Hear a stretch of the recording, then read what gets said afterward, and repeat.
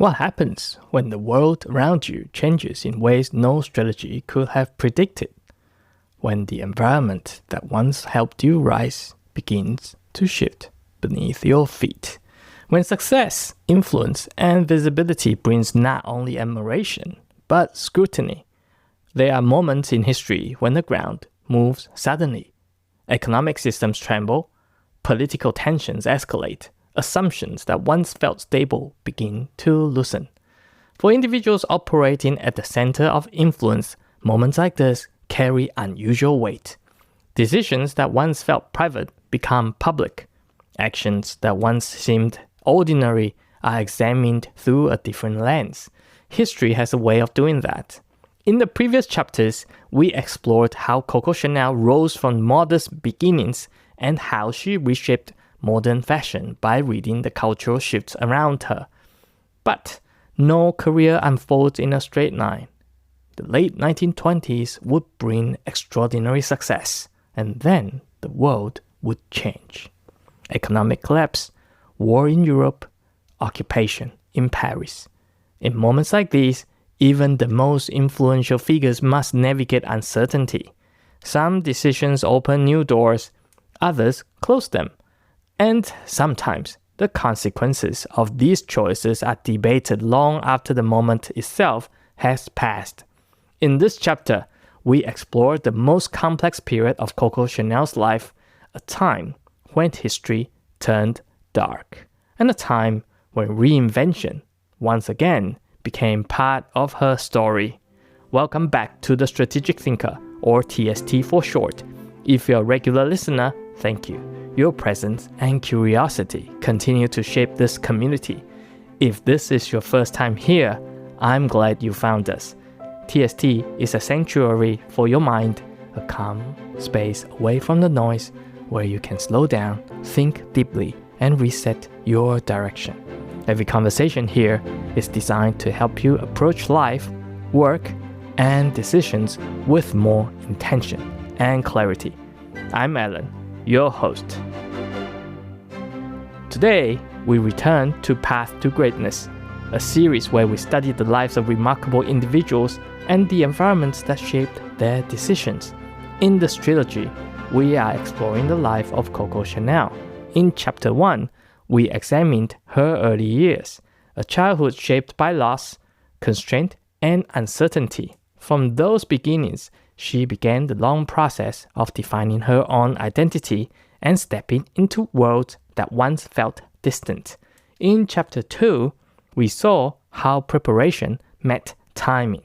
As European society evolved in the early 20th century, Chanel recognized an opportunity to redesign how women dressed and moved through the world. Her work aligned with changing rhythm of modern life, and in doing so, reshaped fashion itself. Before we step into this next chapter, I want to share something with you. Working on this part of Coco Chanel's story has been especially fascinating for me. Moments of great success often capture the spotlight in history. On the other hand, the periods when the world begins to shift, when circumstances become uncertain and decisions carry greater consequences, often reveal far more about a person. These are moments when character, judgment, and perspective come into sharper focus. They also remind us that history rarely unfolds with the clarity we experience when looking back. For the people living through those events, the future remained uncertain. They were navigating change in real time, making decisions with limited information and imperfect foresight. That context makes this chapter particularly compelling. It invites us to observe how an influential figure responds when the environment around them changes dramatically. With that, let's return to Paris. In the late 1920s, Coco Chanel stands at the height of her influence. Her designs had reshaped how women dressed and moved through the world. Her boutiques attracted an international clientele. Her fragrance, Chanel No. 5, had become one of the most recognizable perfumes of its time. the house of Chanel employed thousands of workers from Paris to New York. Her aesthetic had spread far beyond the salons where it first appeared. From the outside, the trajectory looked extraordinary. Then the global environment shifted. In October 1929, financial markets collapsed in New York. What began as a stock market crash quickly spread through its international financial system. Banks failed, credit tightened, businesses contracted, international trade slowed. The event would come to define the beginning of the Great Depression, a period of economic hardship that extended across much of the world through the 1930s. Luxury industries felt the effects alongside every other sector. Fashion houses relied on travel, leisure spending, and a clientele with discretionary income. As uncertainty spread, those conditions began to change. Even for a designer as influential as Chanel, the environment surrounding her work had become less predictable. Through the 1930s, Europe itself was also shifting.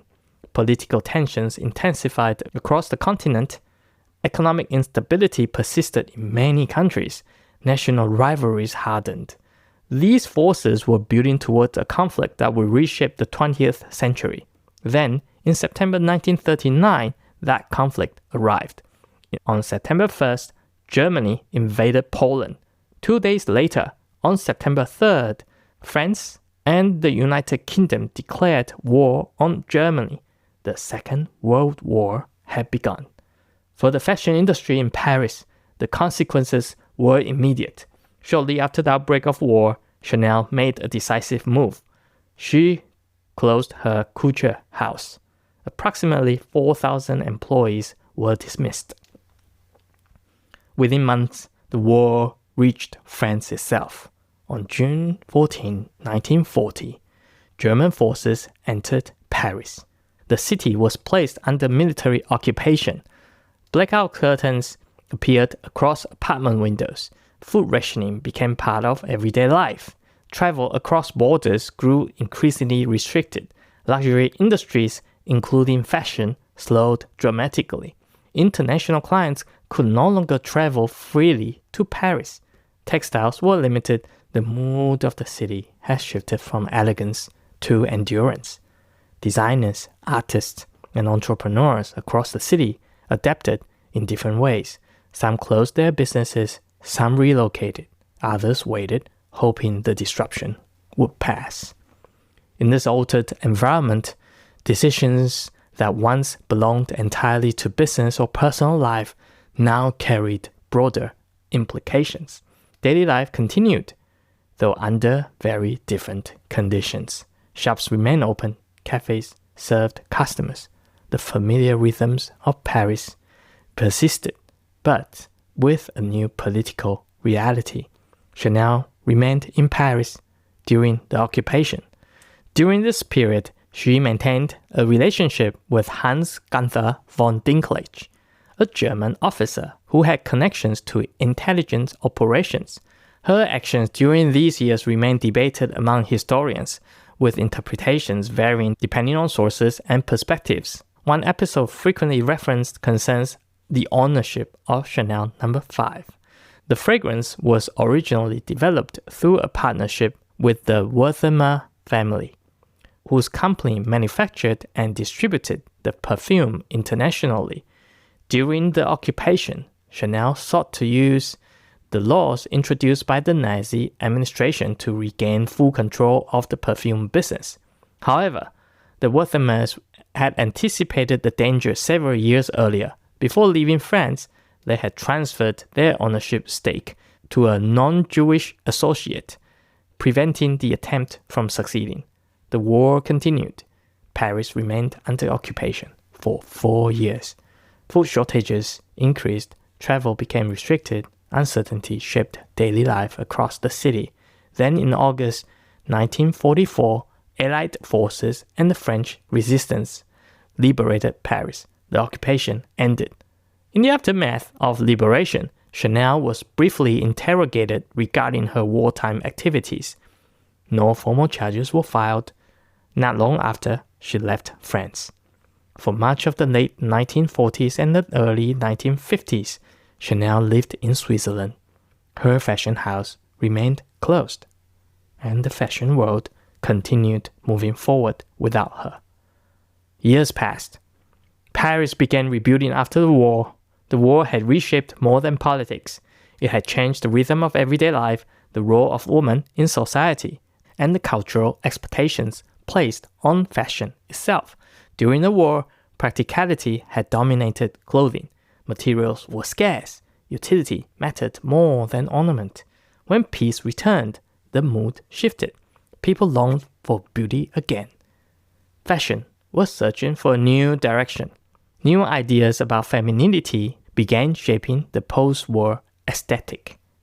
In February 1947, a young French designer by the name of Christian Dior presented his first major collection in Paris. Dior is a fascinating figure in his own right, but that is a story for another day. Dior's designs were dramatically different from the wartime years. Waists were tightly defined, skirts expanded outward in generous folds of fabric. Structure returned to the body. The style quickly became known as the new look. For many observers, it symbolized a return of glamour after years of austerity. Paris embraced it. The fashion world crowned a new generation. During this period, Coco Chanel remained largely outside the industry she had once dominated. For nearly a decade, she lived primarily in Switzerland. Her couture house remained closed. Many assumed her career belonged to an earlier era. Fashion, like all creative industries, rarely waits. It evolves with each generation. Then, in the early 1950s, Chanel made a decision that surprised many observers. She would return. Exactly 7 years from Dior's first major collection, on February 5th, 1954, at the age of 71, Coco Chanel reopened her couture house in Paris and presented a new collection. The initial reception in France was cautious, even skeptical. Critics questioned whether her style still belonged in a fashion world that had moved on. Across the Atlantic, however, the reaction was different. American buyers were fascinated by her designs. They saw practical elegance, comfort combined with sophistication, clothing designed for movement rather than spectacle. Gradually, the response began to shift. Her tweed suits, soft tailoring, and understated looks regained attention, not as nostalgia, but as an alternative. Chanel had returned to a fashion landscape very different from the one she had left, yet once again, her ideas began to find their place within it. Stories like this invite reflection. Looking back, history often appears clearer than it felt at the time. Events lined up neatly. Outcomes seem inevitable. Decisions are evaluated with the benefit of hindsight. Yet the people living through those moments rarely experienced that clarity. They navigated uncertainty in real time. Economic shocks, political upheaval, rapid changes in the environment around them. Coco Chanel's life unfolded within exactly those conditions. At different moments, she demonstrated ambition, instinct, boldness, and resilience. Her rise reshaped fashion. Her influence changed how women dressed and moved through the world. Yet, like many influential figures, her story also includes decisions that continue to be interpreted through different lenses. That complexity is part of history. The more influence a person accumulates, the more perspectives emerge around their legacy. Some people see innovation, others see controversy. Some focus on achievements, others focus on moments of tension. Over time, multiple narratives can exist side by side. Perhaps that is inevitable. When we examine a life from a distance, we are observing a finished picture. The person living that life never had that advantage. They only had the moment in front of them and the information available at that time. In the modern world, this dynamic has become even more visible. In the modern world, every decision leaves a trace. Every action we take now can be revisited years later through a different lens. Influence brings opportunity. It also brings scrutiny. And that combination invites an important question. How do we navigate moments when the environment shifts dramatically? When circumstances become uncertain? When the future is harder to read than the past? The answer is rarely simple, but stories like this remind us of something important. Even when the world changes, the ability to adapt, reflect, and continue moving forward remains one of the most powerful qualities a person can cultivate. Coco Chanel's story does not represent a perfect legacy. Few lives do. What it offers instead is a reminder that influence, success, and reinvention often unfold within environments far more complex than we first imagined. And sometimes, the most revealing chapters of a life are the ones written when the world itself turns dark. From Coco Chanel's story in this chapter, a few insights stand out to me. The first is this. Influence changes the weight of decisions. Early in life, most of our decisions primarily affect ourselves. We experiment, we learn, we adjust. But as influence grows, the impact of those decisions expands. Employees depend on them. Partners are affected by them. Reputations become connected to them. The same action that once felt personal can later carry broader consequences. And with influence comes visibility. People begin to observe decisions from different perspectives. Some may admire them, others may question them. That dynamic is part of what comes with influence. The second insight is about uncertainty. When we look back at history, events often appear clearer than they felt at the time. We see outcomes. We understand the broader context. We connect the dots. But the people making decisions in those moments rarely had that level of clarity. They were responding to the information available to them at the time. They were navigating uncertainty. This is something all of us experience in our own lives. We make decisions looking forward, yet those decisions are often judged looking backward. The final insight is about reinvention. By the early 1950s, nearly a decade had passed since Chanel had last presented a collection. A new generation of designers had emerged. The industry had evolved. Many assumed her era had passed. Yet, at 71 years old, she chose to return. Her comeback did not erase the past. History remained layered and complex. But it did demonstrate something important. A new chapter can still begin, even after the long pause, even after the world has changed. Perhaps that is one of the most enduring lessons of this part of her story. Success, influence, and controversy may all become part of a life. But the capacity to adapt and move forward remains one of the most powerful forms of resilience. As we bring this trilogy to a close, it's worth stepping back and looking at the arc of Coco Chanel's life. Her story began with uncertainty, a childhood shaped by loss, a young woman navigating a world where opportunity was unevenly distributed. From those beginnings, she began writing her own path. In the early chapters of her life, we saw how identity can be shaped through curiosity, ambition, and the willingness to step into unfamiliar environments. Later, we saw how preparation can meet timing. The world around her was changing. Social expectations were shifting, and Chanel recognized an opportunity to create something new. Her designs did more than follow fashion. They reflected the rhythm of a modernizing society. Then came the chapter we explored today, a period where the world itself became unstable. Economic collapse, war in Europe, occupation in Paris. Moments like these test individuals and institutions alike. Decisions become more complicated. Consequences become less predictable. And history, looking back, often evaluates those moments with a clarity that the people living through them never had. Yet the story did not end there. Years later, Chanel returned to fashion.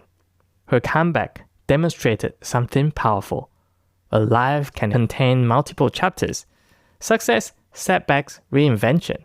All of them become part of the story. Perhaps that is why studying icons like Coco Chanel remains so fascinating to me.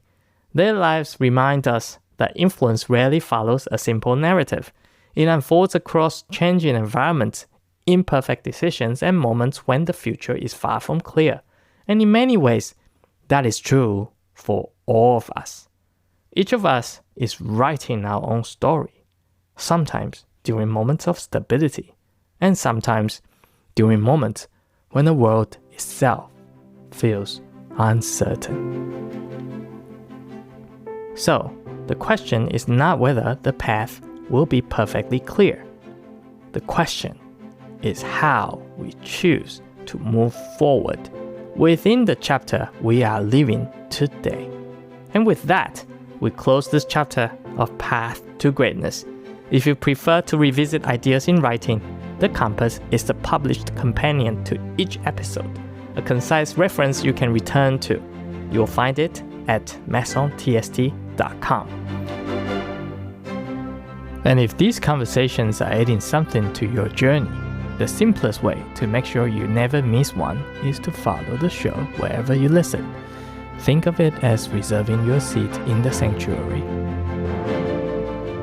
Thank you for joining me on this Path to Greatness series. You hold the power to shape your destiny. Strategic thinking is your compass.